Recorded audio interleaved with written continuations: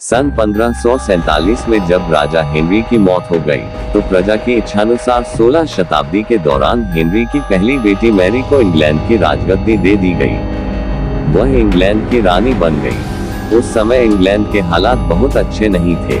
England Catholic और Protestant इन दो धर्मों के बीच में बंध गया था। उस समय दोनों धर्मों के लोगों के बीच जंग छिड़ी हुई थी। रानी मैरी चाहती थी कि पूरे इंग्लैंड में सिर्फ एक ही धर्म हो, लेकिन लोगों ने उसकी यह बात मानने से साफ इनकार कर दिया था। इससे नाराज होकर रानी ने उनकी बात न मनाने वालों को मौत की सजा दे दी थी।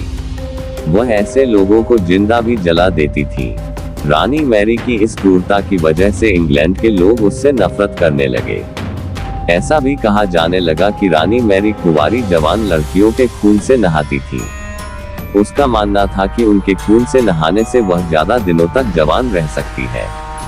कुछ सालों बाद रानी मैरी ने शादी कर ली और कुछ समय बाद इंग्लैंड में एक खबर आई कि रानी मैरी गर्भवती है और जल्द ही उनके राज्य को उनका नया राजा भी मिल जाएगा।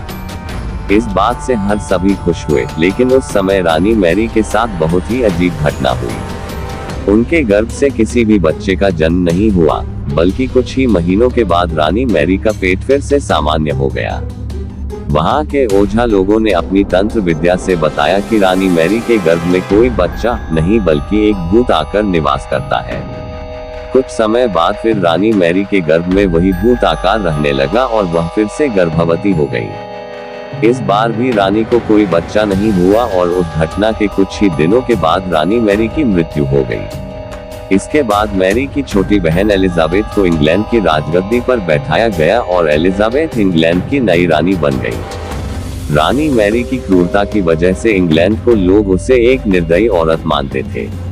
वहीं जब उसके गर्भ में बच्चे की जगह एक भूत का निवास होने लगा, तो लोगों ने उसे शापित भी करार दे दिया और इसी वजह से उसे लोगों ने ब्लडी मैरी का नाम दिया। ब्लडी मैरी की कहानी हमें ये सीख देती है कि अपने निजी विचारों व सोच को लेकर दूसरे लोगों पर दबाव नहीं बनाना चाहिए। तो आज के लिए शांति और करुणा से लोगों का ख्याल रखना ही मनुष्य का धर्म है। अगर आपको ये वीडियो पसंद आया तो वीडियो को लाइक करें और चैनल को सब्सक्राइब करें। जय श्री राम।